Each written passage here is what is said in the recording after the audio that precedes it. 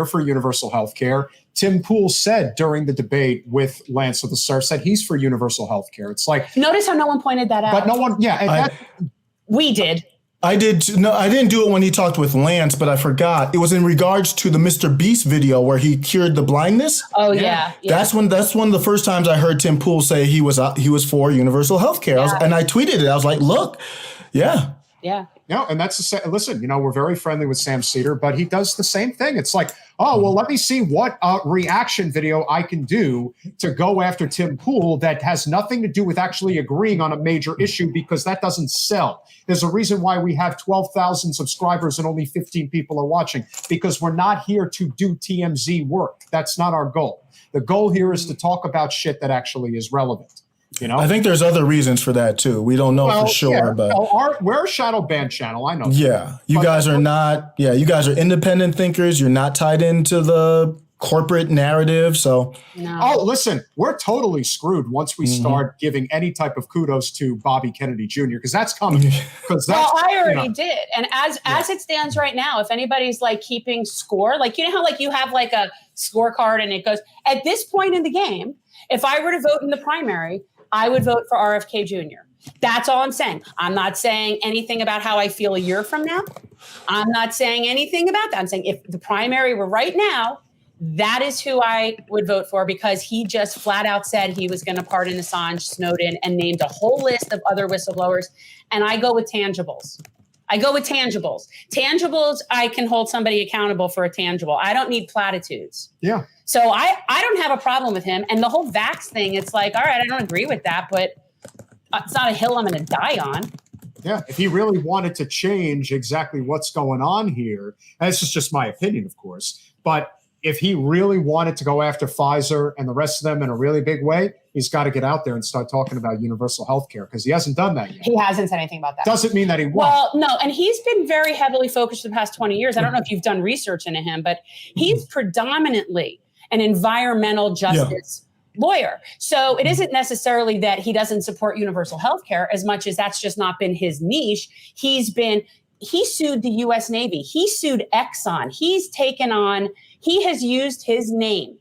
Let's be real. There's power with that. There just is. All right. And he has used it to champion oppressed and vulnerable communities that are the recipients of like toxic waste.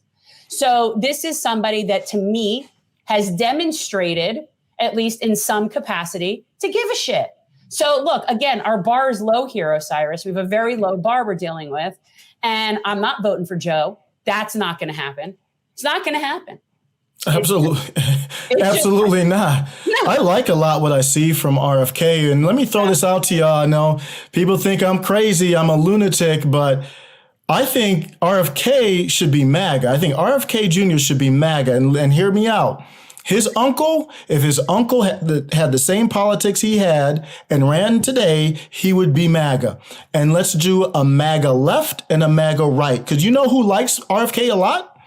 A lot of MAGA people, a lot of libertarians are all over like him a lot too. And see, we're not afraid of the environmental issue.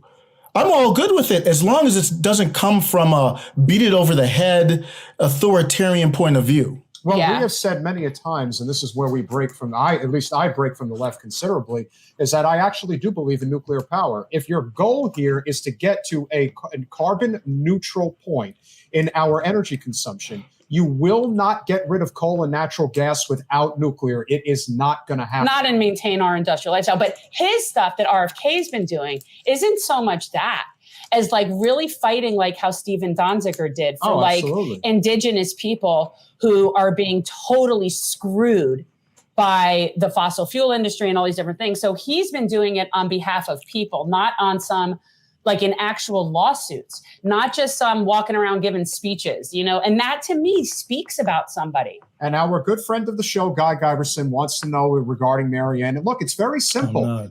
RFK is a serious candidate. She's not. His numbers are there. He's got money she doesn't have, and he has credentials that she does not have.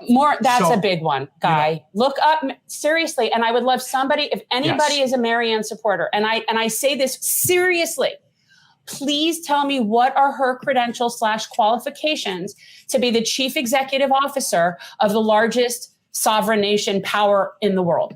What are her qualifications? And I'm saying that in all seriousness, because this isn't the people's house. This isn't Congress where I want just regular Joe people running. I don't.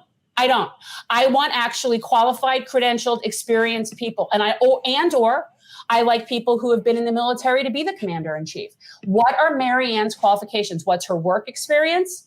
What's her elected experience? What's her military experience? And what's her educational background? You look up all 4 of those things and then come back and tell me if you think that that's a worthy discussion to have. The other reason why I think Bobby is Osiris.